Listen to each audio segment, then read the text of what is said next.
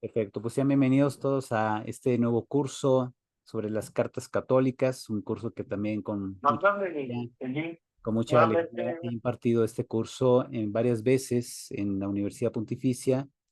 Durante al menos 8 años di este curso a los alumnos que se preparaban para el sacerdocio, los seminaristas, religiosos, religiosas. Y bueno, pues ahora con gran alegría lo comparto con ustedes. Recordemos que las cartas católicas son llamadas así porque son cartas que se dirigen universalmente a todas las iglesias, es decir, no es como la carta a los corintios, a los tesalonicenses, a los filipenses, etcétera, sino que se dirigen a todas las comunidades cristianas. Por eso se les llama católicas. Recordemos que católico significa universal y por eso son cartas cuyo contenido también se aplica abiertamente para todas las iglesias en ese tiempo del siglo I, pero también a todas las iglesias que, como nosotros, vivimos en épocas posteriores. Nos ponemos pues en la presencia del Espíritu Santo, en nombre del Padre, del Hijo y del Espíritu Santo. Amén. Ven Espíritu Santo, llena los corazones de tus fieles y enciende en ellos el fuego de tu amor. Envía, Señor, tu Espíritu y todo será creado y se renovará la faz de la tierra. Amén. Bien, pues pedimos, oh Dios, que has instruido a los corazones de los fieles con la luz del Espíritu Santo, concédenos, según el mismo Espíritu, conocer las cosas rectas y gozar siempre de sus divinos consuelos. Por Jesucristo nuestro Señor. Amén. Santa María, sede de la sabiduría y reina de la paz, ruega por nosotros, en el nombre del Padre, del Hijo y del Espíritu Santo. Amén. Muy bien, pues comparto en pantalla lo que vamos a comenzar a ver en este curso, las cartas católicas, curso de profundización bíblica para amantes de la palabra de Dios. Pues sabemos que muchos de ustedes son profesores de institutos bíblicos o al menos ya personas que han avanzado durante varios años su formación bíblica y pues vamos a profundizar estos textos, la carta de Santiago, las dos cartas de Pedro y la carta de Judas. Se dice corto, además son unas cuantas páginas en nuestras Biblias, pero sí vale la pena hacer una profundización, sobre todo en épocas como la actual. ¿Por qué? Porque estas cartas nos hablan explícitamente del compromiso social de la fe. Nos hablan de la justicia, la defensa de la verdad, el vivir en la fidelidad a la tradición apostólica. Muchas cosas que a muchos se nos, o no sé, no podría incluirme, pero sí he visto que a mucha gente se le ha ido olvidando de esta conexión entre la fe y la vida. Y entonces estas cartas de manera particular nos ayudan a reubicarnos en esa identidad propia del ser seguidores de Cristo. Bien, empezamos con la carta de Santiago. Siempre nos hemos preguntado sobre quién es el autor, quién es el tal Santiago que escribió la carta, si Santiago el mayor, Santiago el menor, Santiago el hermano del Señor, Santiago, pues no sé cuántos Santiagos había en ese tiempo. Se ha traducido al español Santiago el nombre de Jacob, que en hebreo es Jacobo. También así se conserva en griego el nombre Jacob y se traduce al español Santiago. Es sí, desconozco la razón histórica del por qué Jacobo se traduce como Santiago en español, pero bueno, se trata de este Santiago, un Santiago que solo Dios sabe quién fue. Hay varias hipótesis sobre quién fue el autor de esta carta. Hipótesis clásica del siglo IV, al imponerse en el conjunto de las iglesias de Oriente y Occidente la canonicidad de la carta, es decir, su aceptación como un escrito que es normativo para la vida y la fe de las comunidades cristianas, se identifica al autor con Santiago, el hermano del Señor. Así se habla de un tal Santiago, hermano del Señor, en Marcos 6:3, en Mateo 13:55 y siguientes. Recordemos que cuando se habla ahí de los hermanos de Jesús, ¿quiénes son? No, pues que Santiago, José, Simón y Judas. el eterno pleito con los protestantes, testigos de Jehová, mormones, etcétera, que dicen que eran hijos de María sin probarlo. Más bien, dado que el nombre del segundo hermano, José, se parece mucho al nombre de José, aquel que adoptó al niño Jesús, pues probablemente, y esta es una línea que, digamos, impulsa a muchos teólogos, sobre todo en Italia, se considera que estos hermanos del Señor eran hijos de José antes de casarse con María, lo cual podría indicar que José era viudo, había perdido a su esposa y se quedó con los 4 niños, quizás ya no tan niños cuando se casa con María, y por eso la gente considera a Jesús como hermano de estos 4. Según la costumbre antigua, se mencionaba en la lista de las personas, primero al que con el tiempo llegó a ser más relevante, más importante, y por eso las listas en los evangelios siempre comienzan con Santiago. ¿Por qué? Porque sabemos que a lo largo del tiempo, Santiago llegó a ser el líder de la primera comunidad cristiana de Jerusalén, como aparece aquí en pantalla, reportado en Hechos 12:17, también en Hechos 15:13 al 21, en el Concilio de Jerusalén, donde de hecho Santiago tiene un discurso después de Pedro, y que, según la información que tenemos, fue asesinado en el año 62 al ser arrojado del pináculo del Templo de Jerusalén. Algo que nos recuerda más o menos a la tentación de Jesús cuando el demonio lleva a Jesús al pináculo del templo y le dice, arrójate de aquí, que al fin y al cabo Dios ha prometido que te cuidará, porque dice el Salmo, y ahí sí viene la cita del Salmo, ¿verdad? Enviará a sus ángeles para que tu pie no tropiece en la piedra. Puede ser que sea una referencia, una alusión a la forma como muere Santiago, el hermano del Señor.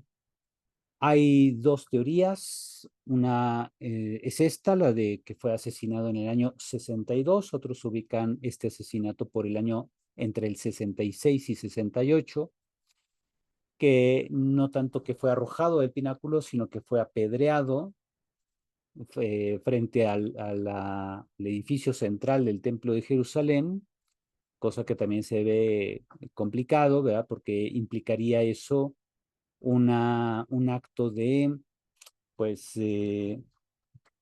un acto, digamos, sacrílego contra el templo.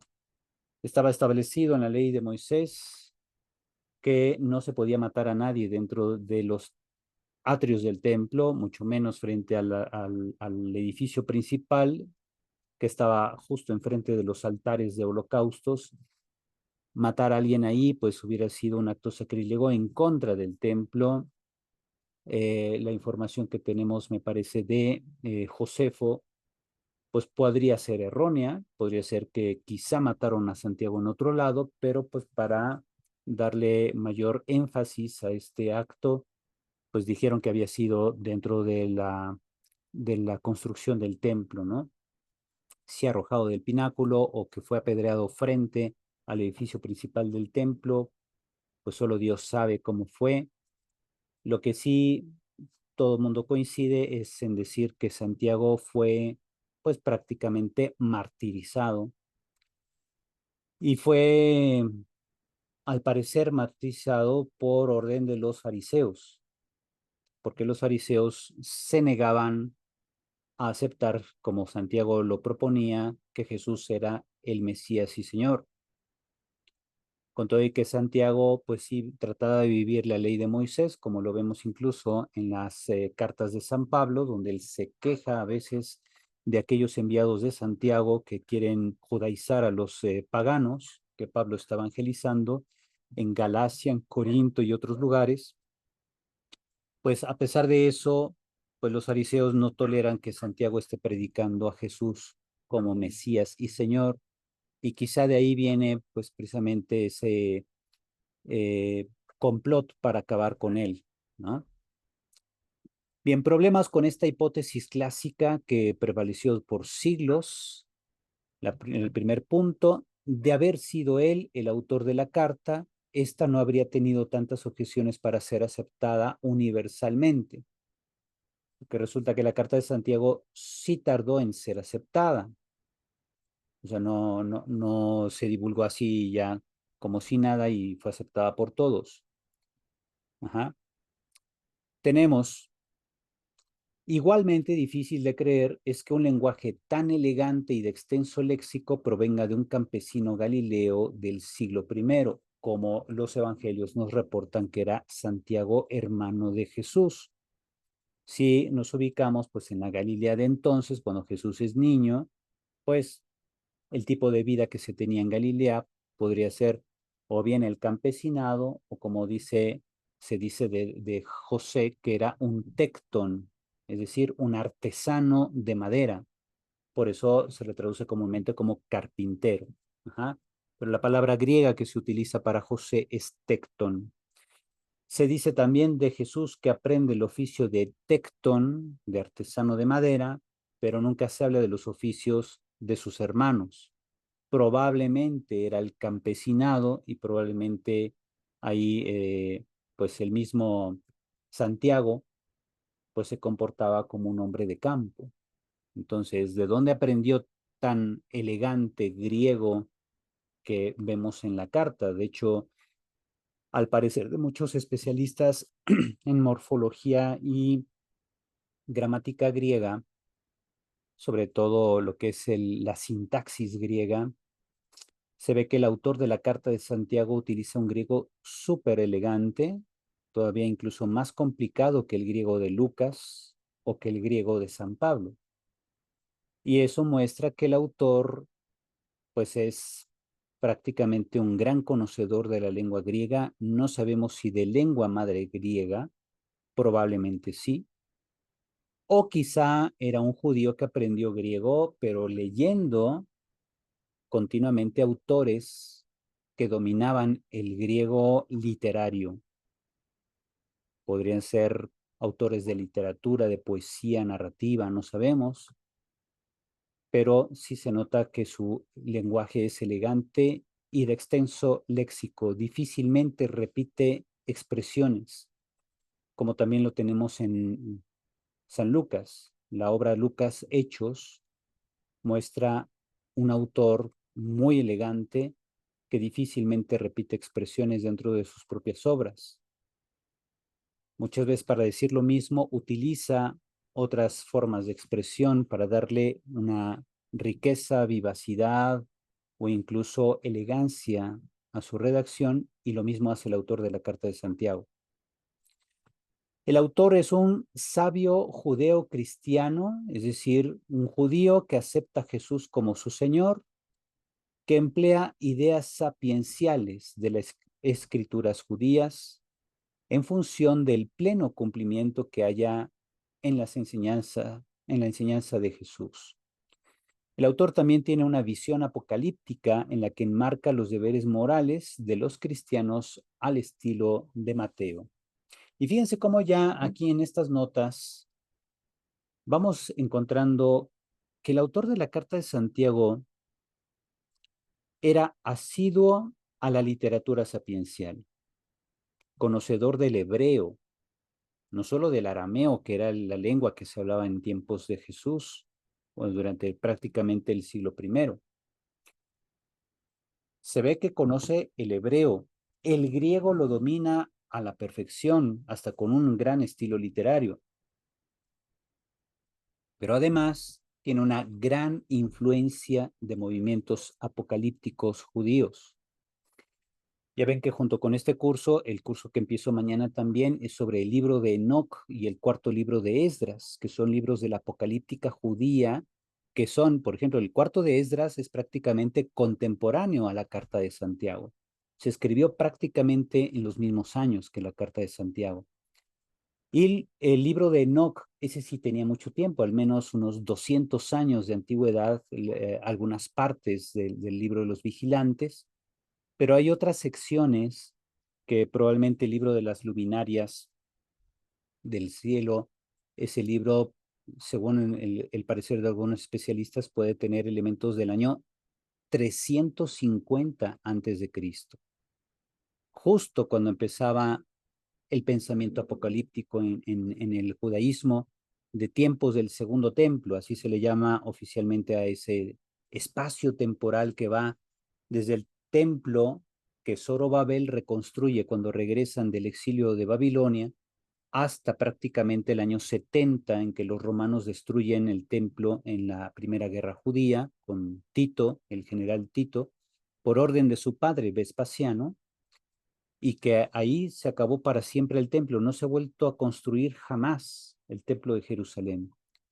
Entonces nos ubicamos más o menos del 518, época en que se termina la construcción del templo de Jerusalén, 518 antes de Cristo, hasta el 70 después de Cristo. Todo ese largo periodo se le llama el judaísmo de tiempos del segundo templo, que tiene diversas facetas, ¿verdad? Está la faceta, pues, de Esdras, de Nehemías, el dominio persa, tenemos después el dominio de los Seleucidas con Antíoco IV, la revuelta de los macabeos, el triunfo de los macabeos, la dedicación del templo, cuando se establece y se instaura la fiesta del Hanukkah, la fiesta de la dedicación del templo, que los judíos siguen celebrando hasta el día de hoy, aunque ya no haya templo, lo siguen celebrando en diciembre. Y así entonces, durante toda esa época, una de de los tipos de movimientos que más sobresalió fueron los movimientos apocalípticos judíos, que si consideramos que empezaron más o menos por el 350 antes de Cristo, como algunos especialistas consideran del libro de las luminarias celestes, que forma parte del libro de Enoc, hasta prácticamente el siglo I, el siglo de la era cristiana, del surgimiento del cristianismo primitivo, donde tenemos muchas ideas que comparten todos los grupos apocalípticos judíos que notamos en el lenguaje de Jesús en los evangelios.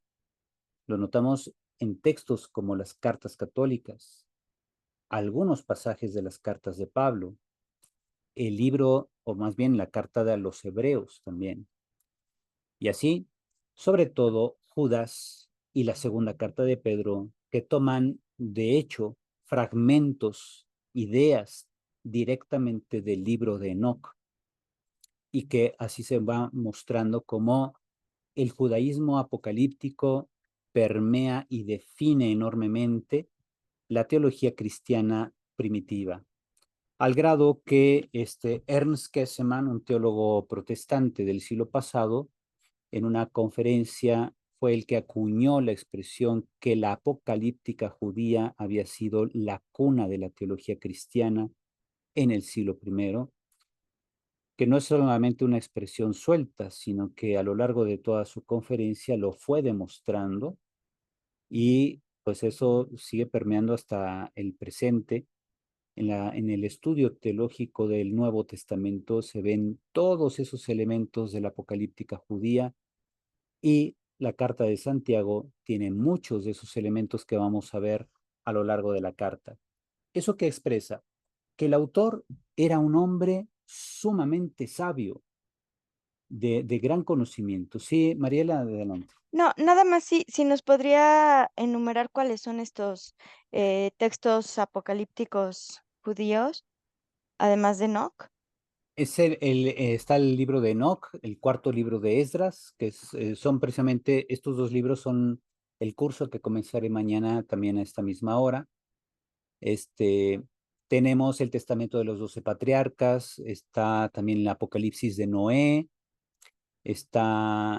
incluso se nota la influencia en el pensamiento cristiano, no solo en prácticamente todos los libros del Nuevo Testamento, sino también en libros, sí, libros apócrifos del Nuevo Testamento de la época cristiana, como el Apocalipsis de Pedro, Apocalipsis de Pablo y otros autores. Lo notamos también, por ejemplo, fuertemente en los textos de las tres cartas de Juan, sobre todo la primera que habla del anticristo, quiénes son los anticristos.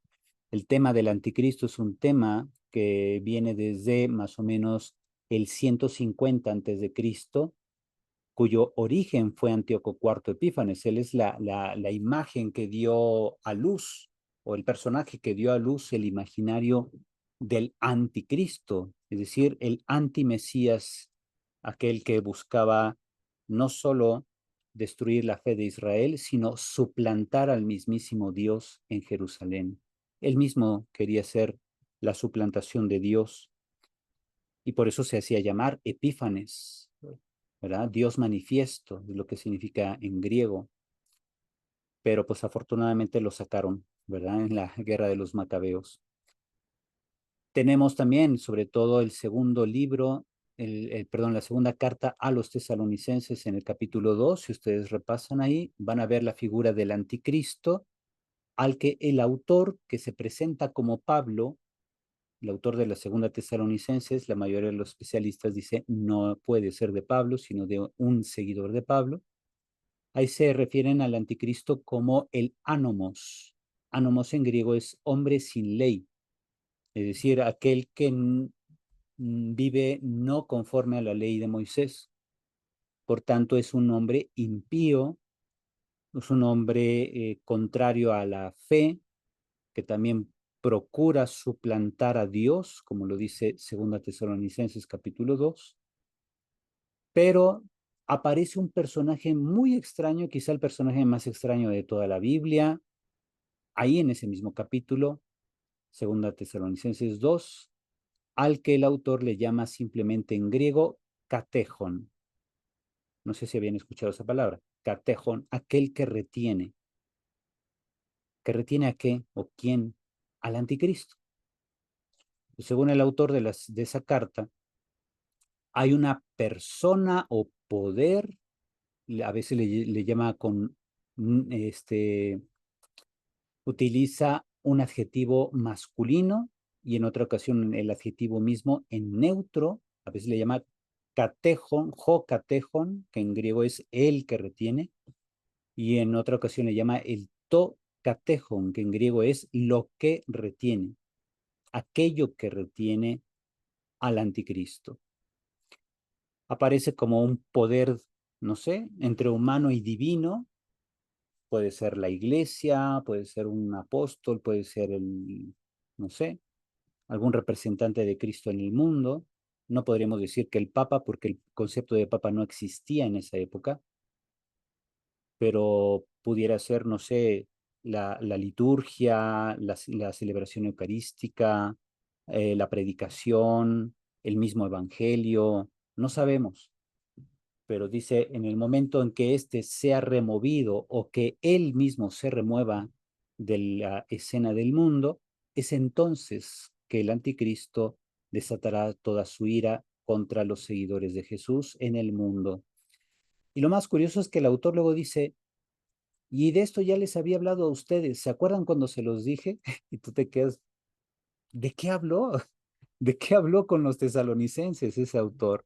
No lo sabemos. Entonces, la figura del catejón es la figura más extraña, más misteriosa, enigmática prácticamente de toda la Biblia.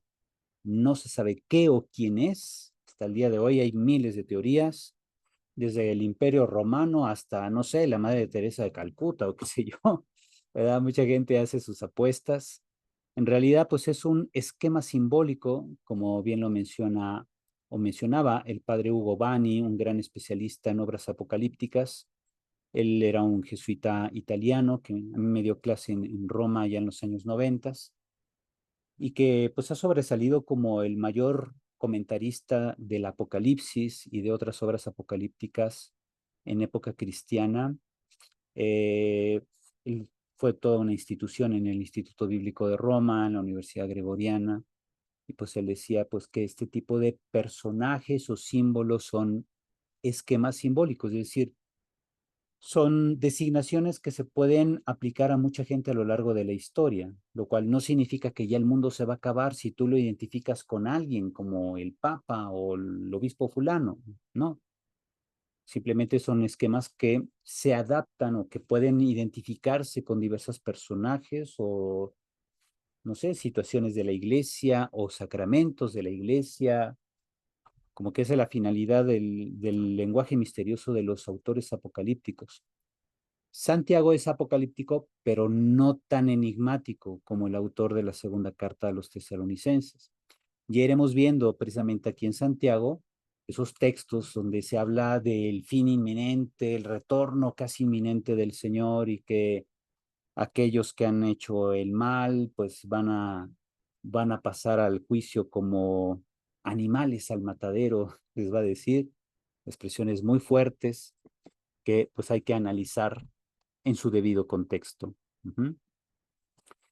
Dentro de lo que es el trasfondo, tenemos trasfondo judío sapiencial y y la crítica de algunos especialistas.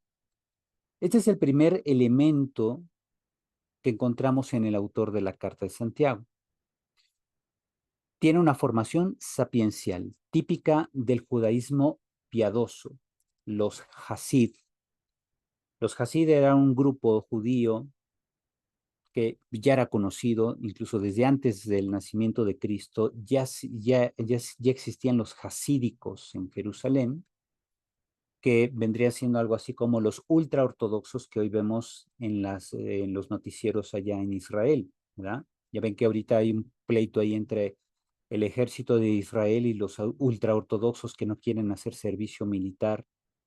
Son los que visten todos de negro, que usan caireles aquí y usan sombreros amplios, gabardinas o sí, o sacos, no como no son sacos, son como abrigos negros muy amplios y que si tú te los encuentras allá en Jerusalén y tú traes una cruz aquí colgando, prácticamente te escupen la cruz ahí en Jerusalén y no les puedes hacer nada, porque si te alebrestas y les exiges algo, te denuncian y buscan deportarte de Israel. Entonces hay que irse ahí a las vivas con esos señores, ¿no? Bien, pues los hasídicos eran así, eran estos conocedores de la palabra de Dios, pero dentro del mundo judío se les tenía por los piadosos en extremo, prácticamente no hablaban con nadie más, toda su vida era estudiar la Torá, los profetas y se la viven ahí actualmente frente al muro de los lamentos haciendo oraciones, pero prácticamente no hablan con los paganos. De hecho, a todos los paganos, a los cristianos nos ven como paganos y literalmente nos llaman perros, como la expresión que se acuerdan de la sirofenicia que se acerca a Jesús, ¿verdad? Si los perritos también tienen derecho de comerse las migajas o comen las migajas que tiran los amos, pues esa era una expresión antigua, como los judíos llamaban a los paganos. Les llamaban perros porque, bueno, se comportaban como se comporta un perro dentro de una iglesia. ¿Qué es un perro dentro de una iglesia? No se pone a rezar, se tira, se rasca, se revuelca ahí, ¿verdad? Entonces tiene un comportamiento no religioso. Pues así eran los paganos cuando entraban al templo. Por eso el atrio más exterior del templo de Jerusalén era el atrio de los paganos. Y hasta ahí podían llegar, o sea, se les toleraba que entraran a esa sección nada más, pero no podían acercarse al atrio interior, mucho menos al donde están los altares de los sacrificios o al santo de los santos. Pues ahí ni siquiera los judíos podían entrar, solo el sumo sacerdote. Bien, entonces ayuda al lector a enfrentar la vida, este autor ayuda al lector a enfrentar la vida, a superar errores personales, a transmitir a los demás las experiencias de vida. El autor de la carta considera que la fe define y construye la vida. Lutero, el fundador de la Reforma Protestante en el siglo XVI, pensaba que la carta era meramente judía y no cristiana, pues hace mención de las 12 tribus en la diáspora. El autor se considera exiliado de su patria y casi no menciona el nombre de Jesús. Pues, aunque no está aquí en la pantalla, pues es una característica de la carta. Uh-huh. También encontramos, pues, que otros estudiosos ven con recelo la carta porque la formulación de la catequesis es típica del judaísmo palestino, con elementos midráshicos y la insistencia en el término obras. También consideran judío el concepto monoteísta de Dios. O sea, no llega a hablar del Espíritu Santo, del Padre. Bueno, sí, pues se menciona ahí el Padre de las luces, pero no como Padre de Jesucristo, el Hijo de Dios o cosas así. Como que el autor evita esas formulaciones, entonces parece más una catequesis judía que cristiana. Cuando menciono aquí judaísmo palestino, me refiero, recuerden que Palestina es una región. Palestina no es una nación, de hecho no, nunca ha sido una nación, es una región geográfica. Entonces, cuando se habla del judaísmo palestino, estamos hablando precisamente del judaísmo de la región de Jerusalén, de Judea, de todos esos sitios donde en el año 135 el emperador Adriano, cuando conquista Jerusalén en la Segunda Guerra Judía, año 135 de la era cristiana, él nombra a la región Palestina. Es cuando por primera vez tenemos un edicto romano que designa a esa región como Palestina. En el siglo I no se le llamaba Palestina. Ajá. La palabra Palestina tiene las mismas consonantes que Pelishti, que en hebreo significa filisteo, pero no significa que sea la nación de los filisteos, simplemente es una región donde mucho tiempo atrás, allá por el 1200 antes de Cristo, había filisteos. Los filisteos con el tiempo desaparecieron tras guerras y migraciones y todo eso. Pero bueno, cuando veamos esta expresión de judaísmo palestino o la Palestina de tiempos de Jesús, recordemos que estamos ahí utilizando simplemente designaciones geográficas. Ajá. Aunque en ese tiempo no se llamaba así. Recordemos que por primera vez se le llama a la región Palestina con el emperador Adriano, año 135 de la era cristiana. Otros elementos problemáticos de la carta, por ejemplo, la carta hace referencia a Abraham y a Job como ejemplos. No pone como ejemplos a Pedro, a Pablo, a los discípulos de Jesús. Y eso pues, no le gustó a Lutero, no le gustó a muchos protestantes también. Además, utiliza la palabra Gehenna, que es una palabra hebrea, para referirse a ese ámbito de los condenados, de los que habían pecado mucho. Ajá. No es el Sheol, que es la dimensión de los muertos, sino como que dentro del Sheol hay una región de los malditos, esa es la Gehenna. ¿Ah? Pero eso viene dentro del imaginario hebreo, ¿ok? Lo que después acá en época latina se le llamó el infierno, las zonas inferiores, eso es lo que significa infierno. Ajá. Bien, también el autor habla de la venida del Señor como juez y muestra una concepción moral afín a los libros de los Proverbios y Eclesiástico. El libro de los Proverbios lo tenemos en la Biblia hebrea, pero Eclesiástico no. El libro eclesiástico lo tenemos en nuestras Biblias católicas, pero no aparecen en las Biblias hebreas ni en las Biblias protestantes. Aparece Eclesiastés, pero no eclesiástico. Bien, entonces, el autor parece ser un lector asiduo de Proverbios y eclesiástico, de ahí que tome prestadas algunas ideas, modos de expresión que aparecen también en la carta de Santiago. Y como les decía, la carta solo menciona a Jesús 2 veces. En 5 capítulos, solo en 2 veces se menciona a Jesús. Y eso obviamente no le gustó a Lutero, no le gustó seguramente a Zwingli o a Calvino, estos reformadores del siglo XVI, iniciadores del protestantismo, sobre todo en territorios germánicos, ¿verdad? Lo que es Alemania, Suiza, esos lugares. Y bueno, al grado que Lutero decía pues que esa carta no debería estar en el Nuevo Testamento, pero pues los luteranos que siguieron de Lutero dijeron, no, pues sí la tenemos que reconocer, ¿no? Porque además siempre ha sido aceptada, al menos por 1800 años. Bueno, no, para nosotros 1800 años, pero en tiempos de Lutero eran menos, obviamente. Eran menos siglos, pero pues sí, había una aceptación generalizada ya para entrado el siglo IV de la era cristiana, ya prácticamente todas las comunidades cristianas habían aceptado el libro o la carta de Santiago.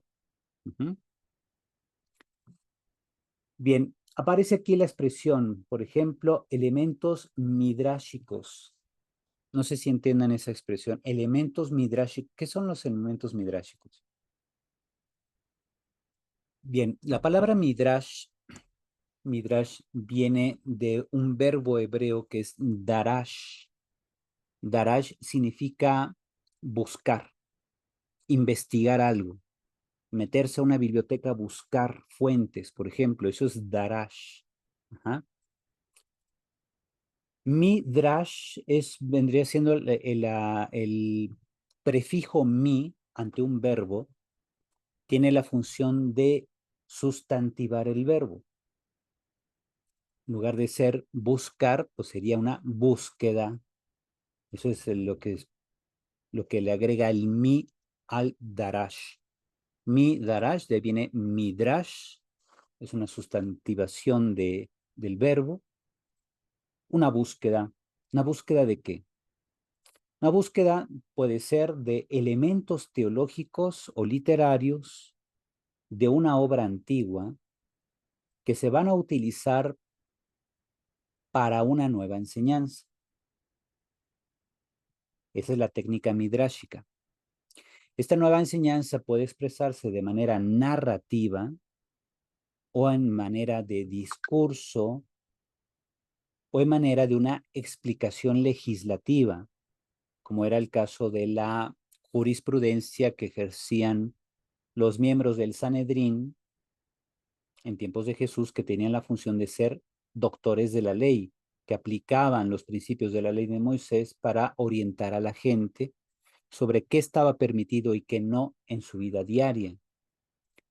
Ese trabajo, ese ejercicio que además tenía una connotación de no solo de una orientación, sino de cargo de juez, porque todos los miembros del Sanedrín venían siendo jueces del pueblo, tenían que hacer precisamente una lectura haláquica, se le llama en hebreo, que es la aplicación de un principio de la ley de Moisés en la vida de la gente, pero lo hacían a través de midrashes, ¿ya? O sea, de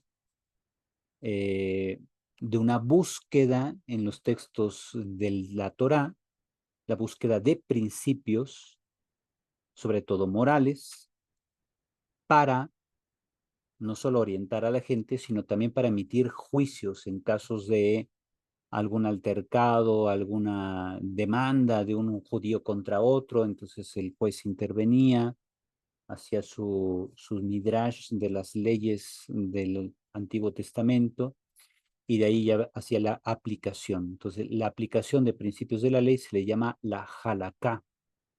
Ajá. Cuando estos principios venían, por ejemplo, de textos narrativos de la Torá, por ejemplo, de Génesis, Éxodo, Levítico, Números y Deuteronomio, que se veía cómo había hecho Moisés en tal caso, en tal momento, esa lectura se le llamaba Haggadah. Haggadah en hebreo significa narración. Entonces, se leía una narración y de ahí se captaban los elementos teológicos y jurídicos para aplicar a la vida de la gente o para resolver un caso de juicio donde había un pleito entre dos judíos y el miembro del Sanedrín tenía que ejercer como juez de esas situaciones. ¿Ok? Entonces, ¿qué hace el autor de la Carta de Santiago?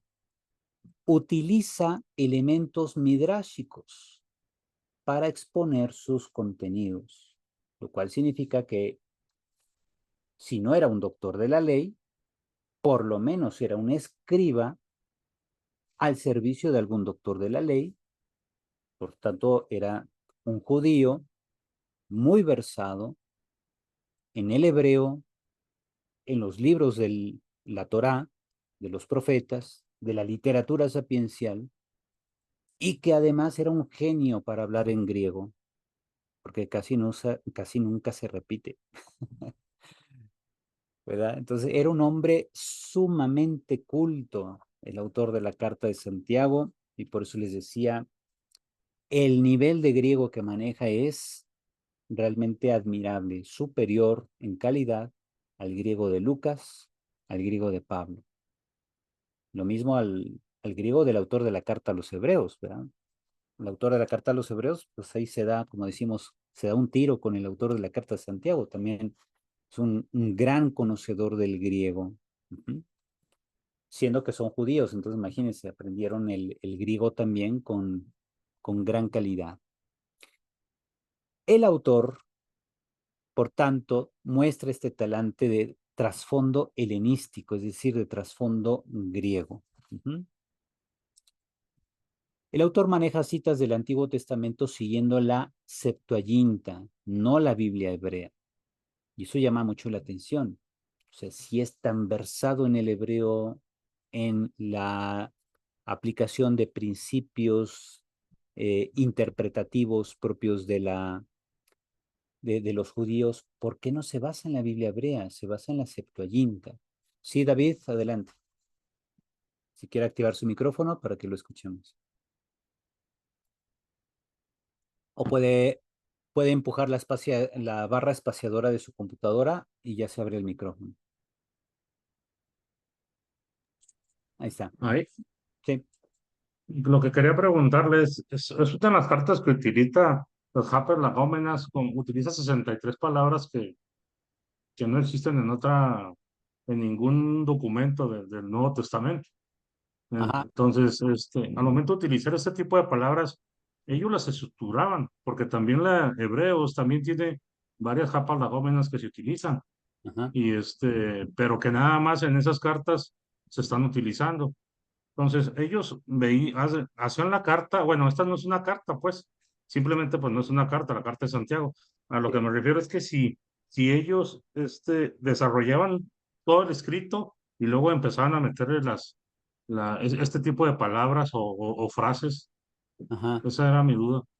Sí, bueno, aquí vamos a explicar a los que no sepan qué es un hapax legomenon, ¿verdad? Hapax legomena en plural. Significa palabra que aparece una sola vez. Puede ser en el corpus de todo el Nuevo Testamento o de toda la Biblia, ¿verdad? Entonces, los autores de Santiago y Hebreos sí sobresalen porque utilizan una gran cantidad de palabras únicas.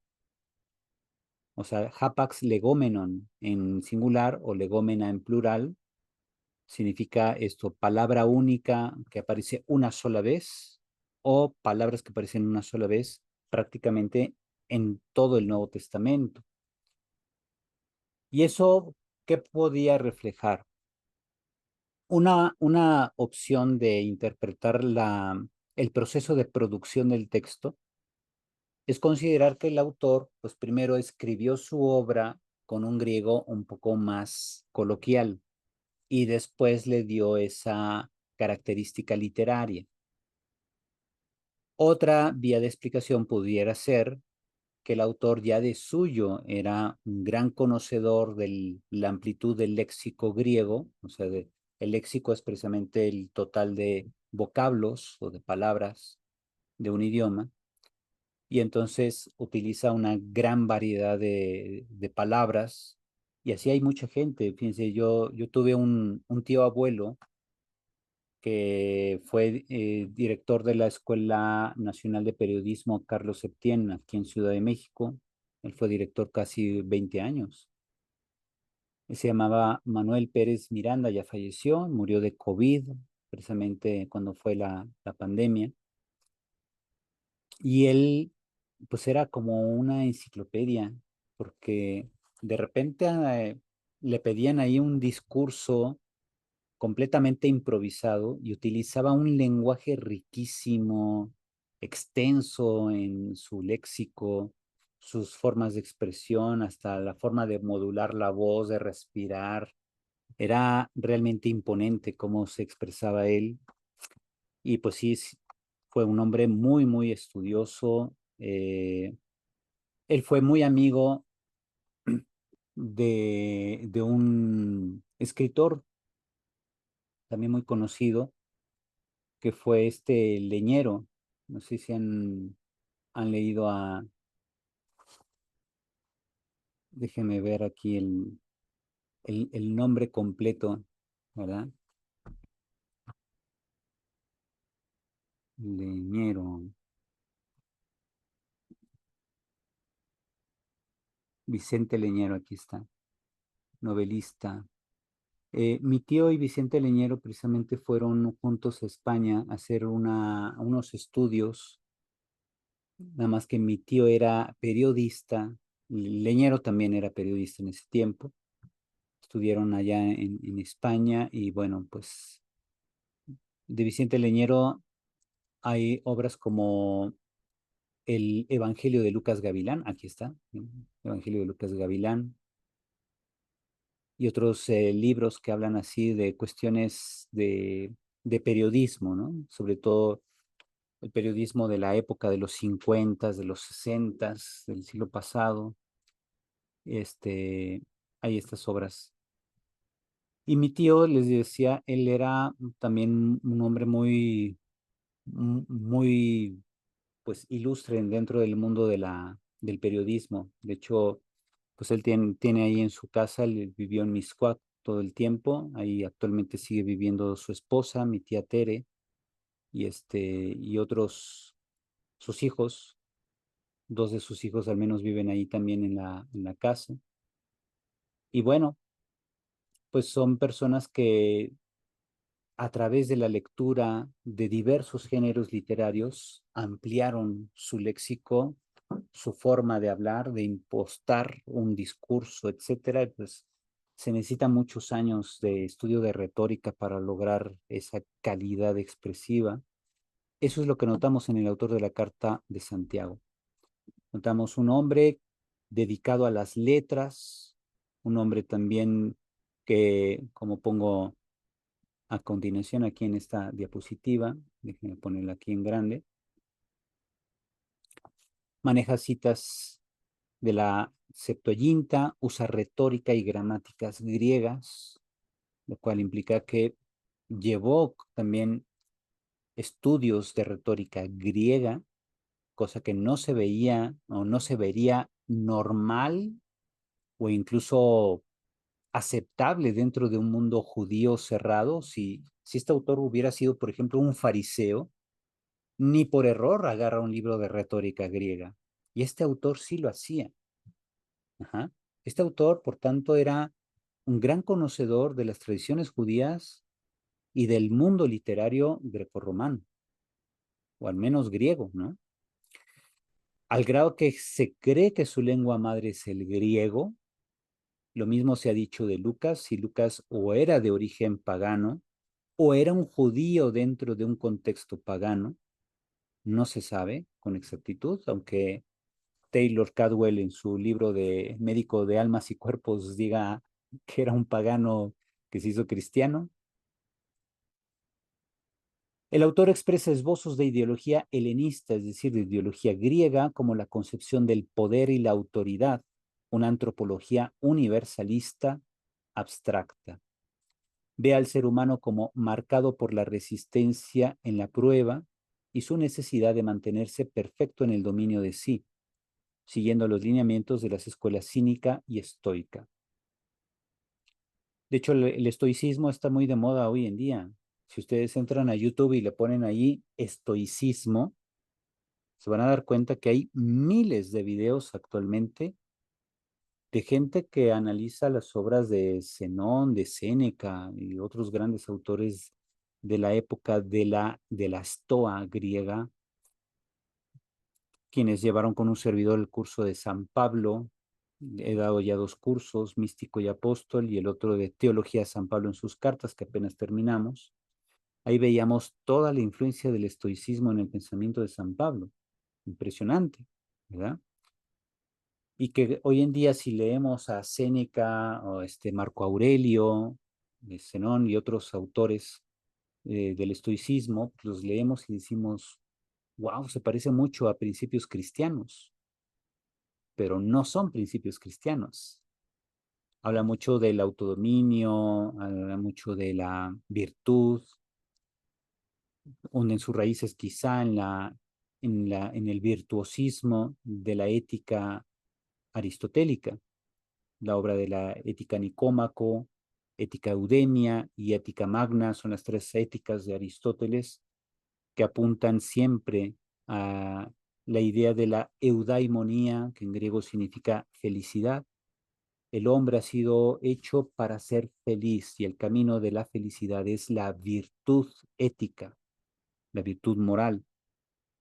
De eso tratan estos tres libros de Aristóteles, de los cuales el más conocido es Ética Nicómaco.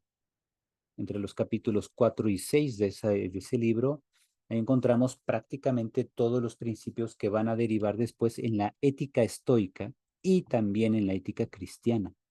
¿Mm? El autor de la Carta de Santiago, además, emplea metáforas típicas de la literatura griega y latina, como el control del caballo y el control del barco, dominar animales. Todo esto lo habla en el contexto de la necesidad de dominar la lengua. Ajá.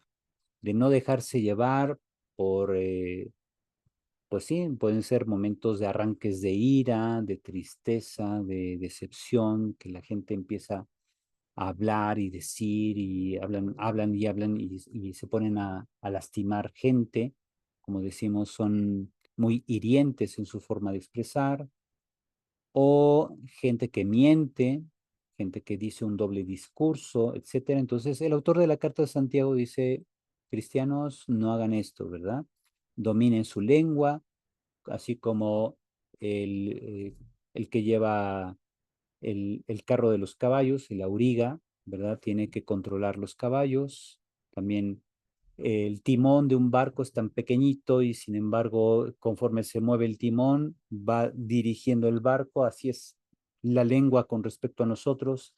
Es un órgano pequeñito, pero puede hacernos grandes o terribles ante la sociedad, dependiendo de cómo usemos la lengua, ¿verdad? Bien, todas esos ejemplos, esas metáforas, las encontramos en la literatura griega.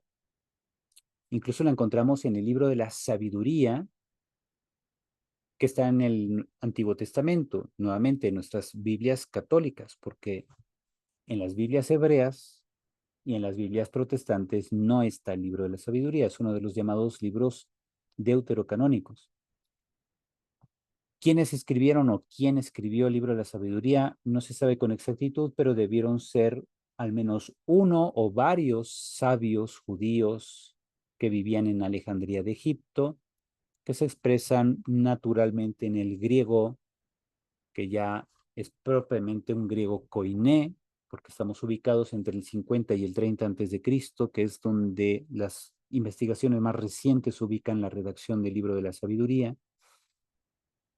y que también esos autores o ese autor, no sabemos exactamente si es uno o al menos dos autores de la sabiduría, se expresan también con este tipo de metáforas.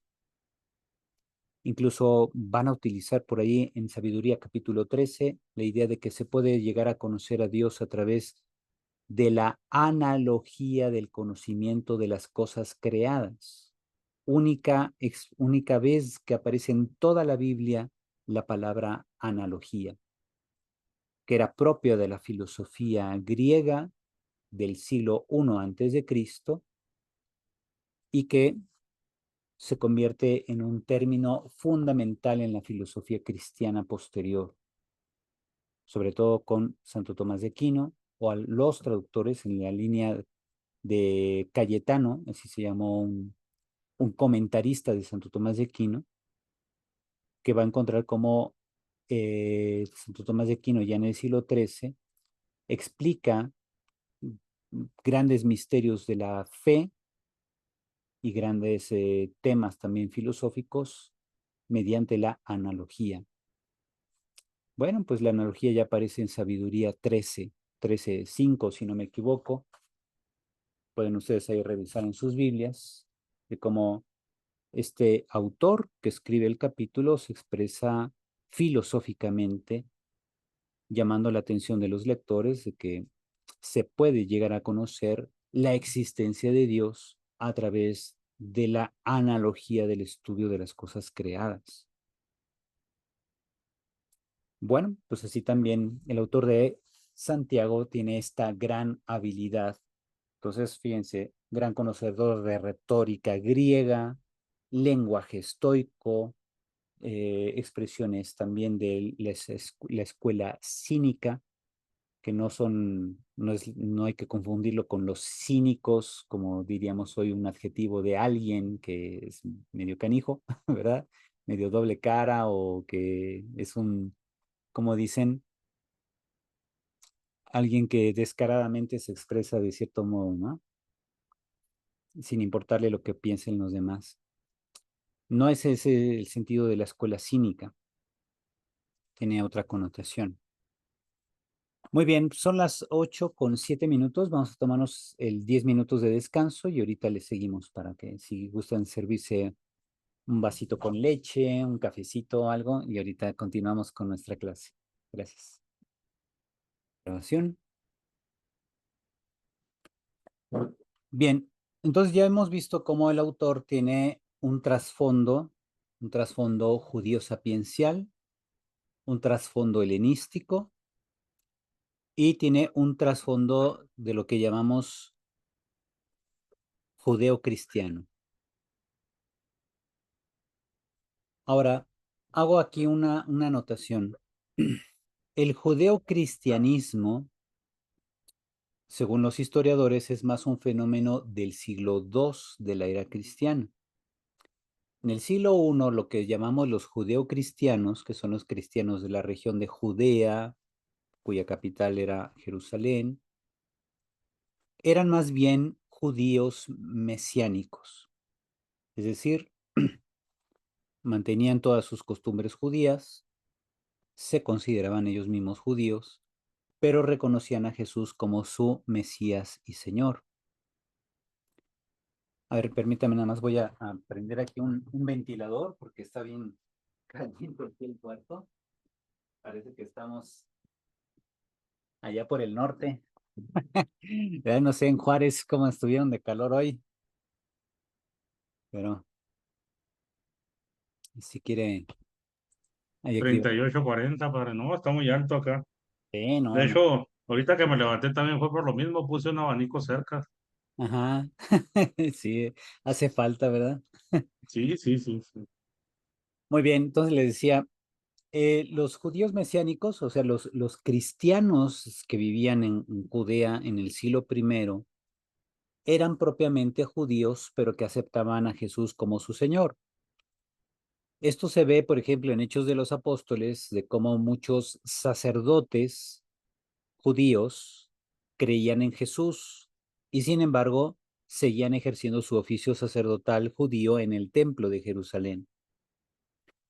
Notamos también en Hechos de los Apóstoles como Pedro y Juan van continuamente al templo a rezar las horas, lo que nosotros ya le llamaríamos hoy la liturgia de las horas en nuestro ambiente católico. Bien, en sus catequesis, el autor de la carta emplea dichos de Jesús que están reportados en los evangelios sinópticos. ¿Por qué les llamamos sinópticos? Bueno, los evangelios de Mateo, Marcos y Lucas, si los ponemos así en columnas paralelas, vemos que tienen casi la misma secuencia, casi de inicio a fin. Entonces, la palabra sinopsis en griego significa una visión conjunta. Ajá, entonces, en una visión conjunta tú puedes ver los tres evangelios que se parecen mucho, por eso se les llama evangelios sinópticos.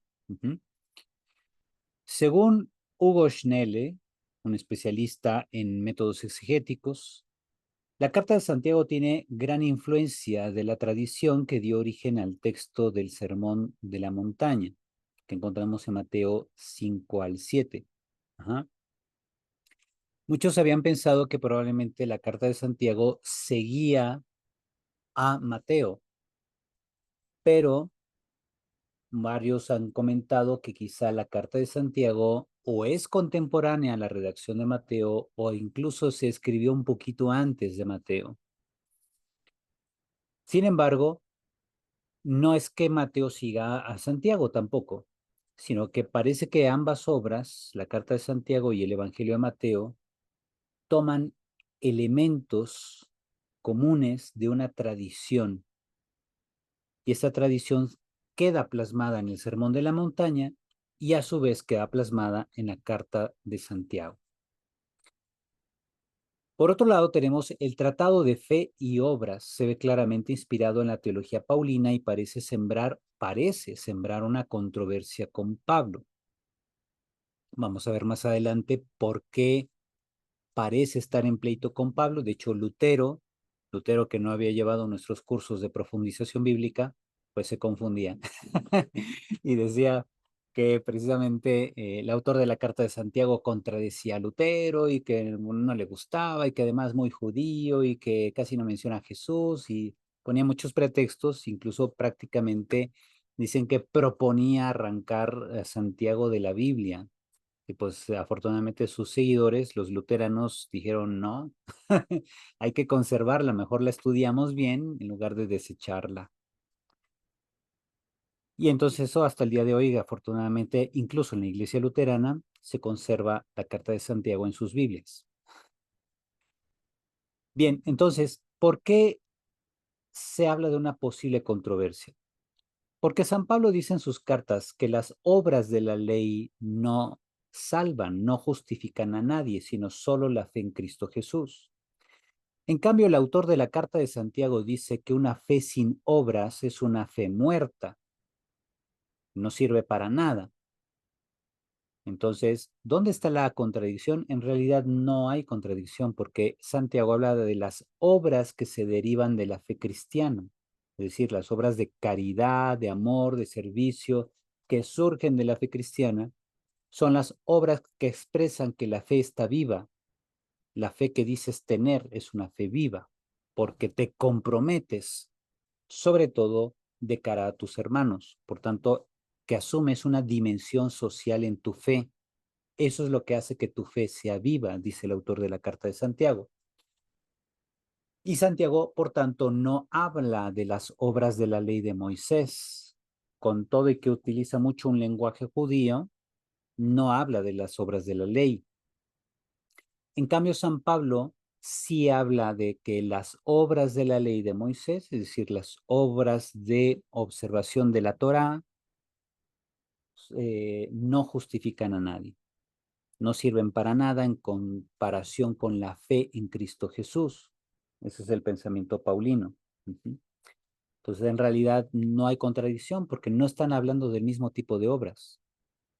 Santiago habla de las obras que se derivan de la fe cristiana, mientras que San Pablo está criticando las obras de la ley judía, o sea, la observancia de la Torá, que no justifican a nadie. Bien, tenemos que el autor de la carta también llama a Jesús Señor de la Gloria o Señor, lo cual denota una cristología primitiva, también en conexión con la idea de Dios como Señor de la Gloria, por ejemplo, en el libro del profeta Ezequiel, que habla de la gloria de Dios que sale de Jerusalén para irse al oriente y después del exilio regresa a Jerusalén.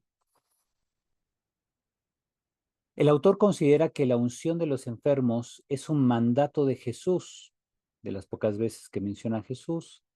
La unción de los enfermos, capítulo 5 de la carta, un texto bastante importante, como que digno de ser analizado con detalle. ¿Refleja esto una praxis universal en todas las iglesias? Al parecer no.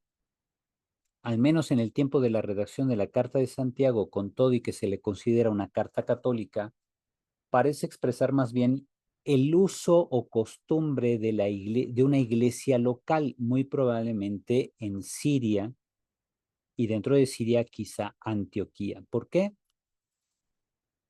Quizá por su conexión con el Sermón de la Montaña que aparece aquí, Hoy la mayoría de los especialistas dice que el Evangelio de Mateo se escribió a los antioquenos, a los cristianos de Antioquía de Siria, no Antioquía de Pisidia, que está en la mitad de Turquía actual, sino Antioquía de Siria. Puede ser entonces también que esta carta muestra la unción de los enfermos como una atención pastoral de los líderes o los presbíteros de las iglesias locales de Siria para transmitir una gracia particular con la imposición de las manos, pero también por el poder de la oración se buscaba la salvación del enfermo. El Señor podía curar al enfermo si entraba dentro de su plan salvífico para esa persona, el proporcionarle la salud en ese momento. A veces se daba y otras veces no. Pero pues, el autor de la carta dice, pónganle las manos, hagan oración y podrá sanar, al menos una sanación espiritual si se efectúa. Por eso además la unción de los enfermos implica el perdón de los pecados, por tanto es un sacramento que solamente está reservado a obispos y presbíteros. Un diácono permanente, un diácono transitorio no puede ungir a un enfermo, porque es un sacramento que implica perdón de los pecados y el perdón de los pecados es un acto sacerdotal. El diaconado no es todavía sacerdocio, aunque sí forma parte del sacramento del orden. Tenemos por otro lado, a la comunidad le llama iglesia, eclesía, que en griego significa asamblea, asamblea creyente, asamblea de oración. Usa elementos que resuenan a liturgia cristiana, como los términos regeneración, generalmente relacionada con el bautismo, el término asamblea o eclesia, eclesía, la iglesia, el término cuerpo, el término miembros, también típico de la teología paulina, bendición y maldición, que son expresiones que vienen desde la teología judía, culto verdadero, hacia el final del capítulo 1 va a hablar de la threskeia, ese culto verdadero para rendir honor a Dios, que va a ser atender a los necesitados, sobre todo huérfanos y viudas. Tenemos términos como maestros, ancianos, cantos, oraciones. Hasta ahí, por ejemplo, lenguaje judío, maestros, ancianos, cantos, oraciones, con cierta referencia a la salmodia, es decir, a los salmos y a la literatura sapiencial. La idea de confesiones mutuas que también encontramos en la teología paulina, confiésense unos a otros sus pecados. Ya después la disciplina sacramentaria va a solicitar que estas confesiones se hagan primero una vez en la vida de manera pública durante algunos siglos, allá sobre todo en Europa, se tuvieron estas confesiones públicas y con el paso del tiempo, sobre todo por influencia de los benedictinos que vieron más prudente confesar de manera auricular a la gente, es decir, como lo hacemos hoy, que te acercas al oído del sacerdote y le dices tus pecados.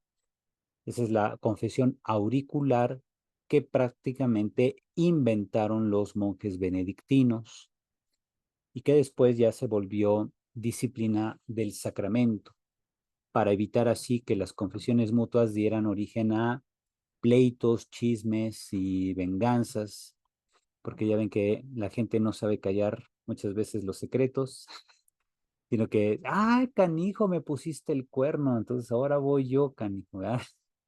Pues para evitar ese tipo de problemas, pues mejor confesión auricular. Sobre fecha y destinatarios. La fecha es muy incierta. Gerhard Kittel, un gran teólogo alemán, creía que la carta era de los años 40 del siglo I, pero por los contenidos de la carta, hoy se piensa que pudo ser escrita entre el 80, año de redacción del Evangelio de Mateo, por eso decía que eran contemporáneos, o bien podría ser hasta el año 100. más bien contemporáneo a las cartas de Juan o al Apocalipsis. Contiene material compartido por la Iglesia de Antioquía, que es, por ejemplo, las obras del Evangelio de Mateo y la obra de la Didaché, que es la enseñanza, significa Didaché, obras de la Iglesia antioquena.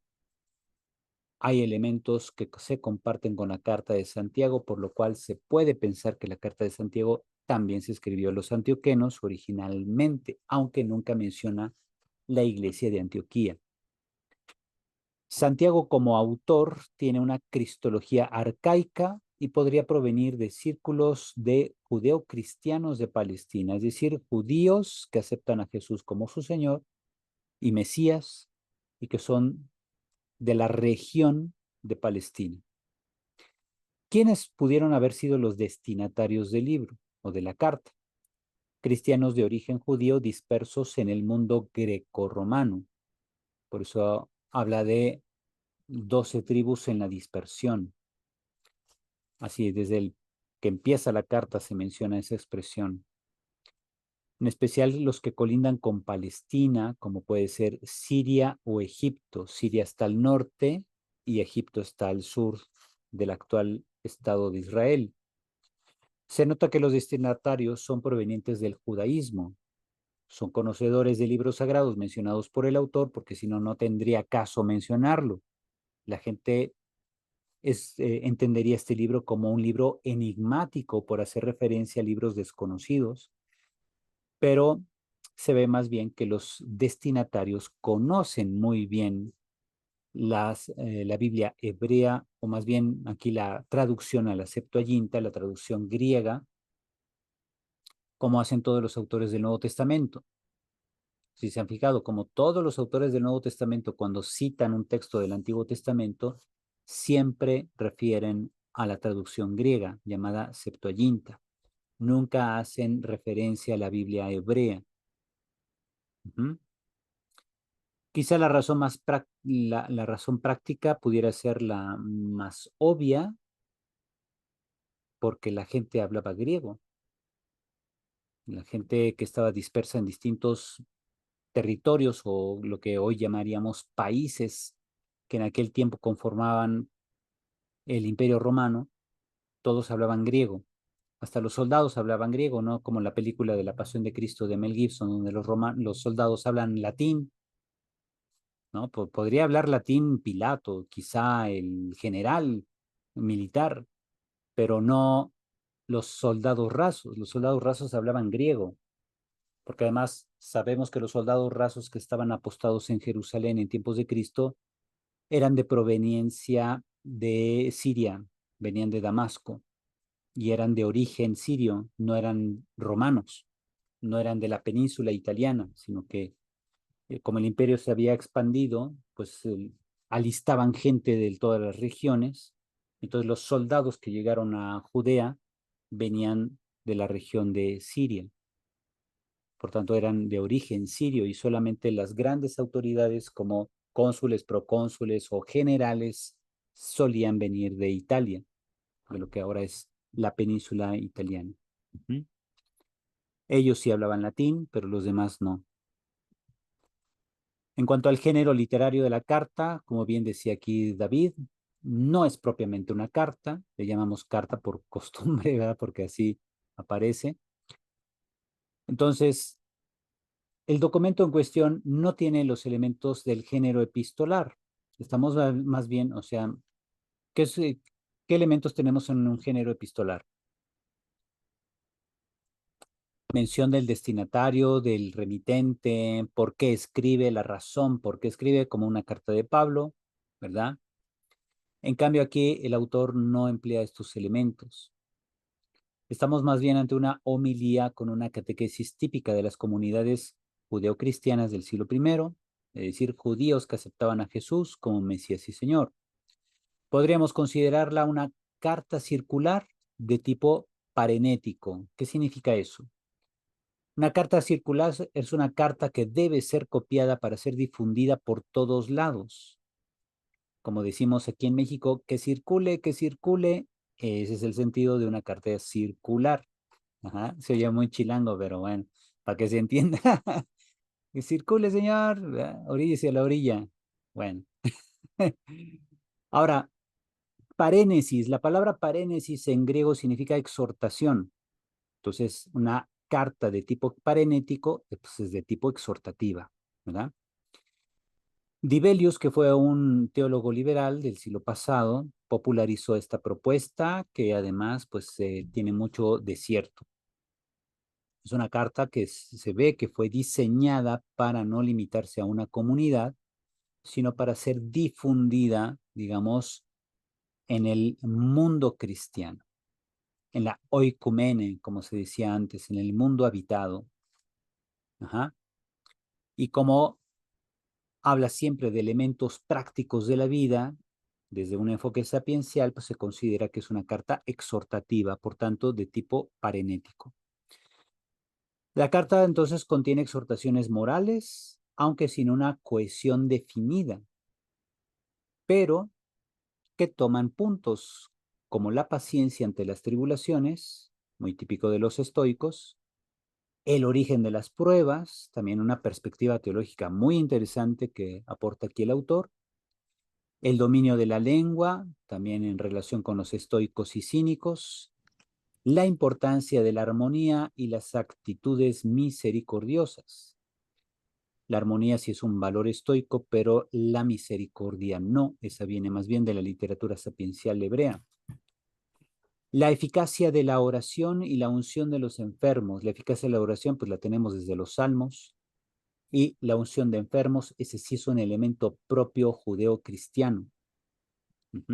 O digamos, propio de los judíos que habían aceptado a Jesús como Mesías y Señor.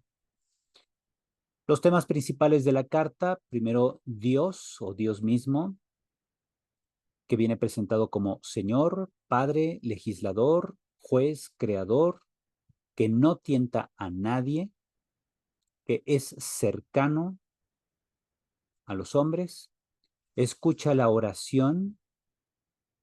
Ya ven que hay un canto ahí de parroquias, ¿no? Que dicen, Dios no escucha la oración si no estás reconciliado, ¿verdad? Bueno, para el autor de la carta, Dios sí escucha la oración, aunque todavía no te confieses. Pero bueno, la cosa es que es la forma de subrayar que Dios es cercano a todos.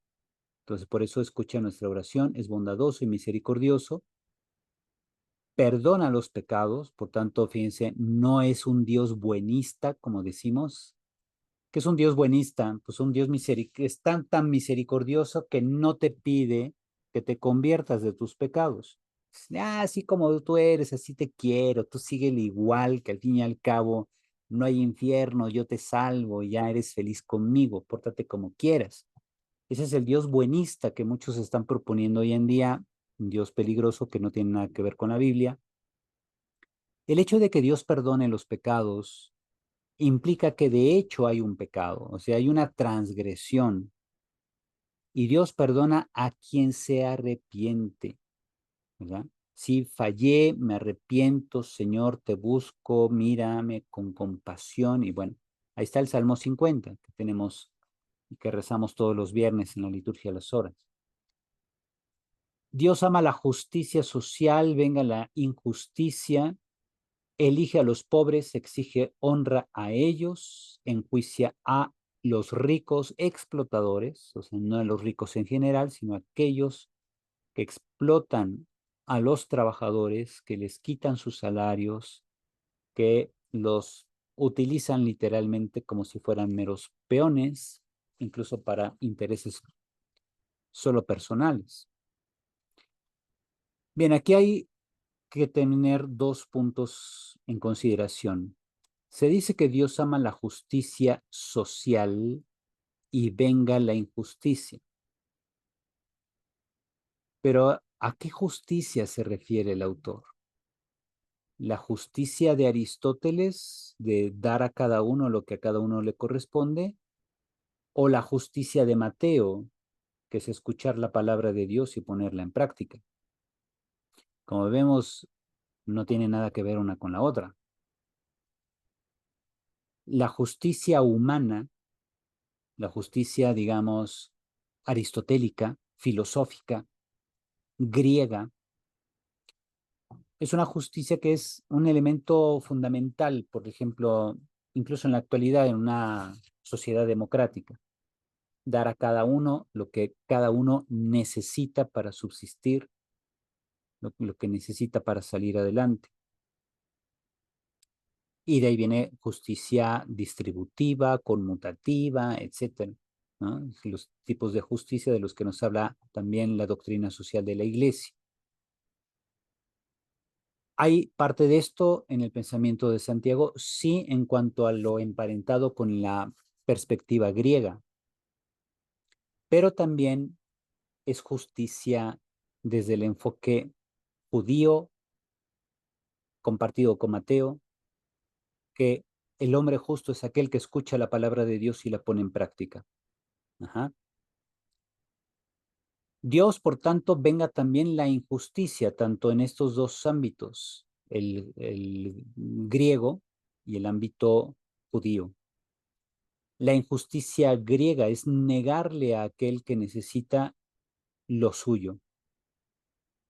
Entonces, cuando le niegas le cierras la mano al que necesita tu ayuda, estás siendo injusto.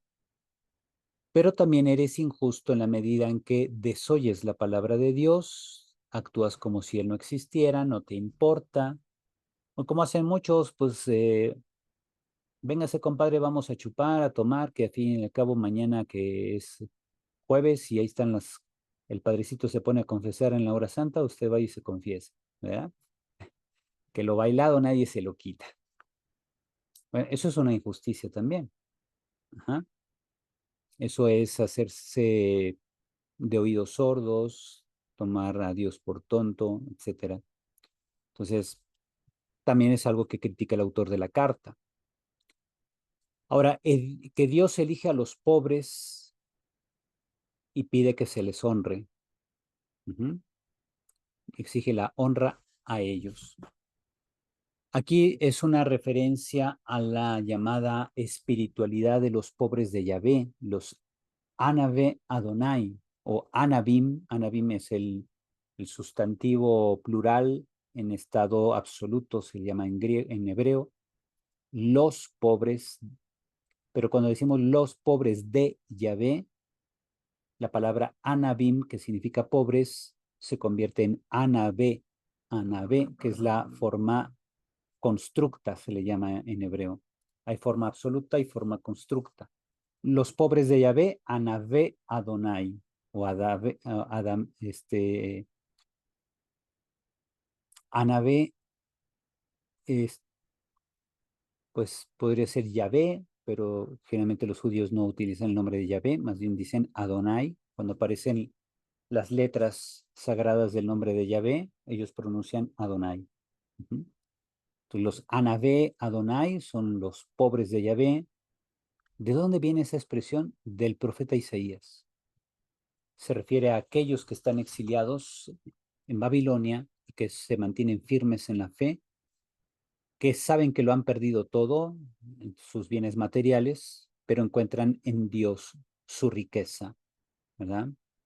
Dios es para ellos su parte de la herencia, como dice también un cántico muy bonito. Otros temas principales de la carta: pobres y ricos en contraste, fe y obras, refería aquí las obras que se derivan de la fe cristiana, la aparente contradicción entre Santiago y Pablo, que ya mencionamos hace ratito, la fraternidad solidaria con los necesitados como fruto de la fe verdadera.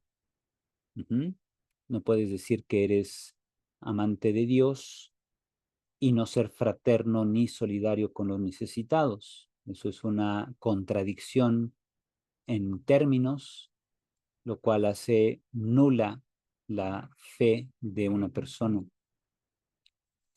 La escatología, aquí vienen los elementos apocalípticos. El Señor vendrá pronto, el futuro está en manos de Dios, el cual es el único juez. Hay que esperar con paciencia y ejercitarse como los profetas y Job. que eso es lo que, otro elemento que no le gustaba a Lutero. O sea, en lugar de hablar de, por ejemplo, Pablo o Esteban, ¿no? Cómo enfrentó su martirio. No, el autor habla de los profetas y Job, como si se dirigiera solo a judíos. Más bien el autor se está dirigiendo a seguidores de Jesús que provienen sobre todo de origen judío, como era el caso de los cristianos de Antioquía de Siria, y que por eso vio necesario hablarles de los profetas y de Job, porque son personajes que ellos conocían bien. Uh-huh. Pero lo propiamente dentro de la escatología, lo propiamente apocalíptico es la idea del retorno glorioso de Cristo, la idea de Cristo como juez universal y que el futuro pues está en manos de Dios, o sea, el futuro va a acabar cumpliendo los designios de Dios. ¿Mm? Ahora, mucho ojo, no es lo mismo escatología que apocalíptica. La escatología es precisamente el ámbito de los temas que tienen que ver con el destino final del hombre. Puede ser cielo, infierno, condenación, salvación, redención. Esos son temas escatológicos. Hablan de la condición final. La palabra escatología viene de eschaton, que en griego significa lo último, y logía viene de logos, que puede ser estudio, tratado, discurso sobre algo, sobre las cosas últimas. Pero por otro lado, lo apocalíptico es lo característico de un discurso que emplea imágenes simbólicas para referir realidades divinas, espirituales, como puede ser precisamente un juicio final, por tanto, un juez que va a juzgar. El retorno glorioso del Mesías es un tema apocalíptico por excelencia. Ajá. ¿Que tiene que ver con la escatología? Sí, pero el tipo de lenguaje que utiliza es siempre simbólico. La apocalíptica utiliza el lenguaje simbólico. La escatología, en cambio, se puede desarrollar de manera conceptual. Cielo, infierno, purgatorio, qué sé yo, esos son conceptos que no encontramos, por ejemplo, en la Biblia un discurso estrictamente especulativo teológico, como lo es la escatología como área de la teología dogmática en la actualidad. Uh-huh. No, los autores de la Biblia no sabían eso. Los autores de la Biblia comunican una teología narrada, una teología poetizada, una teología simbólica, como se ve sobre todo en las obras o fragmentos apocalípticos en todo el Nuevo Testamento. Y aquí el autor de la Carta de Santiago muestra mucho de esa influencia del pensamiento apocalíptico judío, que él lo adapta esta apocalíptica al misterio de Cristo. Bien, sobre bibliografía fundamental que recomiendo para este curso, no sé si ya algunos tengan el libro de la izquierda perteneciente a la Biblioteca Bíblica Básica, Hebreos y Cartas Católicas, Santiago 1 y 2 de Pedro, Judas, y aparte también viene un estudio de las 3 cartas de Juan, escrito por Raúl Lugo, sacerdote diocesano de Mérida, y Ricardo López Rosas, que en su tiempo fue sacerdote, pero bueno, dejó el ministerio. Y sin embargo, pues él como laico, pues se casó, creo que tiene hijos, vive, si no me equivoco, en Chicago, y es el director de esta colección. Ricardo López Rosas es el director de la colección de la Biblioteca Bíblica Básica, publicado por la editorial Verbo Divino. ¿Dónde se consiguen estos libros de manera física y a buen precio? En la Colonia del Valle, ahí está en Ciudad de México, la librería Verbum, se llama esta avenida Cuauhtémoc, a escasos 150 metros de la estación de metro de División del Norte. Ahí está la librería de la editorial Verbo Divino. Entonces, si pagas con efectivo, te dan creo que 10 o 15% de descuento. Así que ya estoy haciendo aquí un comercial, pero ahora voy a ver si puedo conseguir en formato PDF este libro. No sé si alguno de ustedes ya lo tenga, pues si no, pues yo veré si lo puedo conseguir y se los comparto. Y del lado derecho está un estudio que es prácticamente una tesis doctoral de René Kruger, publicada por la editorial Lumen. Me parece esta editorial es argentina. Pobres y ricos en la epístola de Santiago, el desafío de un cristianismo profético. Este libro, bueno, pues está, creo que ya está descontinuado en la actualidad, como podemos ver es del año 2005, mientras que el otro, el amarillo, se sigue publicando. Hay reediciones cada más o menos 5 o 6 años de este libro, pero del libro de René Kruger prácticamente no hubo otra edición. Afortunadamente yo pude conseguirlo y no me acuerdo ni cómo le hice, pero lo conseguí físico y veré si también lo puedo conseguir en formato PDF. Es difícil de lectura porque abarca texto griego, te lo analiza y todo eso. Entonces, sí es un estudio exegético muy extenso, muy profundo, el de René Kruger, mientras que el otro libro amarillo es un libro introductorio a todas estas cartas. Ambas obras muy recomendables. Bibliografía complementaria sobre la Carta de Santiago. Tenemos Cómo leer la Carta de Santiago. La fe es la práctica del Evangelio, publicado por San Pablo en Bogotá, allá en Colombia, en el año 2005. Tenemos un libro reciente de James Swetnam que se llama Hebrews and Interpretation. Este libro, aunque es sobre la carta a los hebreos, tiene algo particular que también va hablando de puntos de conexión con otras cartas, como puede ser la carta de Santiago, referente, por ejemplo, a la verdadera fe, al tema de la verdadera fe. Tenemos también de Lehi o Lehi, no sé cómo se pronuncia, The Epistle of James, en la obra de Raymond Brown, Joseph Fitzmyer y Murphy, que es el The New Jerome Biblical Commentary, al menos la edición de 1996 en inglés, el nuevo comentario bíblico San Jerónimo. Ahí encontramos también una explicación de esta carta, la epístola de Santiago, James en inglés.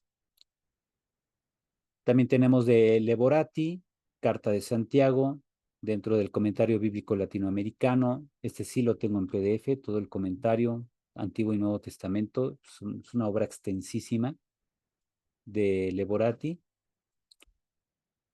Y también otro podría ser, por ejemplo, el comentario bíblico internacional, que me parece que no lo tengo aquí anotado, si no, no lo tengo, pero ese también es muy recomendable.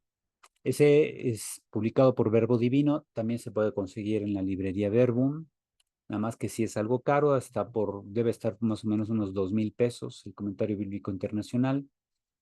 El de Leborati, como vemos, también es de Verbo Divino, fue publicado hace 21 años, creo que todavía lo venden ahí en la librería Verbum también, pero por ser de 2 tomos, pues te sale mucho más caro que el comentario bíblico internacional, que también es más o menos de la misma época. La ventaja que tiene el comentario bíblico latinoamericano es que tiene adaptación a las realidades que se vivían en la Latinoamérica de los años 2000 a 2003, ¿no? La desventaja pudiera ser que prácticamente tiene casi un mismo tipo de enfoque, mientras que el comentario bíblico internacional tiene gente de todo el mundo que participó en la elaboración del comentario. Hay gente de todos los continentes y a veces los autores te hablan ahí de cómo este texto ilumina una realidad pastoral en África, en Oceanía, en Europa, en Latinoamérica, etcétera. Entonces tiene esa gran riqueza, el comentario bíblico internacional. La ventaja de esos comentarios bíblicos es que comentan todas las cartas y libros de la Biblia, del Antiguo y Nuevo Testamento. Entonces son obras muy gruesas, pero ahí te explican todo, ¿verdad? Bien, comentan toda la Biblia de inicio a fin y además tienen algunos artículos muy interesantes de temas bíblicos que le dan complementación. Ujú. Bien, hasta aquí entonces no sé si hay alguna duda, algún comentario del que quieran referir sobre esta introducción a la Carta de Santiago. ¿Todo muy Pues bien? padre, yo le comento que me parece muy interesante. Yo no sé por qué, no lo sé, pero me encanta la Carta de Santiago. Yo la leo mucho y Ujú, me encanta y me estoy dando cuenta de por qué ahorita, o me voy a dar cuenta. Me encanta Proverbios y me encanta Eclesiástico. O sea, mi favorito es ujú. Eclesiástico. Sí. Así, de que lo he pasado así y que o sea, no, o sea, no sé por qué, y esto a mí me llama, no Ajá. sé por qué. Es mi comentario personal. Muy bien. Ujú. Sí, pues aquí se va a identificar mucho con Santiago y lo que vamos a ir viendo de él, ¿verdad? Entonces vamos a irle rascando precisamente. Y decía, yo aquí tengo pues algunas diapositivas ya preparadas que vamos a ver la próxima sesión, donde vamos a ir explicando precisamente estos elementos con expresiones en griego que también hay que irle sacando jugo, lo que es precisamente ahí el elemento exegético que es la explicación de un texto concreto considerando matices del idioma original. Eso es propiamente una exégesis y ya se debe más o menos tomar en cuenta qué elementos nos van a ayudar a enriquecer la exégesis. Pueden ser elementos literarios, elementos filológicos, o sea, sobre el idioma mismo, elementos también contextuales. Podríamos hablar del contexto literario o contexto situacional, más o menos la situación en que vivían los redactores y destinatarios, ¿verdad? Para entender más o menos qué es lo que se está abordando, por qué se aborda de ese modo, etcétera. Y eso es lo que iremos viendo, pues, en la sesión del miércoles, ¿verdad? Yo espero, primero Dios, ir mañana a Querétaro con mis papás unos días, porque pues ya están grandes y viven solos. Ya mi papá va a cumplir 79 años, mi mamá tiene 78. Tienen dificultades ya para luego caminar. Entonces, mi hermano ha estado con ellos estos días, pero él ya se regresa a San Luis Potosí y llego yo allá a suplirlo. Pero nosotros seguimos teniendo, como siempre, la clase. Ya ven que ya en los semestres anteriores también he estado a veces en Querétaro, a veces estoy aquí en mi diócesis en Teotihuacán. Mientras estoy aquí, pues también ayudo en algunas parroquias, ayudo a algunos párrocos y voy preparando mis temas, porque todo el año estoy dando cursos, ¿verdad? Aquí Rosina ha sido también asidua en varios cursos que he impartido.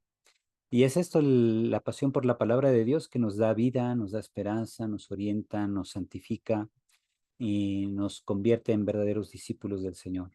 Muy bien. Lucía, ¿cómo está? ¿Todo bien por allá? Muy bien, gracias a Dios, Padre. Muy bien. Gracias. Qué bueno. Aquí gozando del calor campechano. Muy bien, doctora Ñorbe, ¿también cómo está allá en Mazatlán? Creo que dijo que no iba a asistir hoy. El doctor Ñorbe, aquí anda, aquí anda. ¿Sí? Sí, Ah, aquí está el doctor Ignacio. Nada más que no lo escuchamos, tiene apagado su micrófono. Ahí está. Me vine corriendo de la clase, ya terminamos. Ah, bueno, con que no haya dejado una operación a medias, ¿verdad? Porque él es, No, él es médico cirujano, que ya termina y dice, ahí es ustedes, hay que cierren. ahí cierren y ya. Sí, muy bien. Pues qué bueno que se ha formado un bonito grupo. Tenemos, Lucía, ¿usted dónde vive? ¿En Ciudad de México? No, en la ciudad de Campeche. Yo soy de León, Guanajuato, pero Ah, ahorita vivo en Campeche. perfecto. Ahí también hace calorcito, ¿no? Ahorita. Sí, bastante. Muy bien, pues aquí estamos de Campeche, de Mazatlán, Ciudad de México, Ciudad Juárez. Pues sean bienvenidos todos. Vamos a darle duro en este curso, un curso de profundización. Estos cursos, como les decía ya en otra ocasión, aquí Adriana, que también la conocía, Mariela, que en la Universidad Pontificia. No sé, Gloria Leonor también, o no, usted llegó Yo llegué aquí a los cursos a los ya, cursos. Ajá, si no a la universidad no. muy bien, a los cursos. Esos eran cursos durante el semestre y además David y Alberto en los cursos de verano, ¿verdad? Nos fuimos conociendo. Pues sí, sí, estos cursos de profundización yo los comencé ahí en la Pontificia, pero ya después los quitaron, sobre todo en los cursos a lo largo de los semestres, que los teníamos cada sábado y había muchísima gente, ¿no? Eran muy, muy bonitos esos cursos. Y bueno, los exalumnos, al verse ya privados de estos cursos, me empezaron a buscar. Oiga, padre, venos los cursos. Ya, pues y así empezamos. Ya van a ser 3 años que empezamos estos cursos aquí en línea y que pues debido a la triste pandemia que también nos afectó, de todos modos, eso nos ayudó a impulsar y llegar a más gente. El curso de mañana, de hecho, va a haber alumnos incluso de Estados Unidos, ¿verdad? Que se han inscrito de Houston, de Denver, y anda por ahí indeciso uno de Los Ángeles, pero a ver si se anima. Y ahí pues vamos enriqueciendo y llegando a cada vez más personas en la difusión de la palabra. Bien, pues les doy la bendición y muchas gracias para que se vayan ustedes a cenar y a pasar una linda noche. El Señor esté con ustedes. Con tu espíritu. La bendición de Dios Todopoderoso, Padre, Hijo y Espíritu Santo, descienda sobre ustedes y permanezca para siempre. Amén. Amén. Perfecto, muchas Gracias, gracias. Padre. Entonces, iré subiendo el link de ingreso directo para que no tengan problemas al momento de querer entrar en la clase. ¿Sale? Muchas Sale, gracias, gracias, padre. Padre. Gracias. Buenas Gracias. noches a Buenas todos. noches. Buenas Gracias, noches. padre. Buenas Buenas noches. noches. Adiós a todos. Gracias, padre. Gracias, Gracias. cuídense. Bye.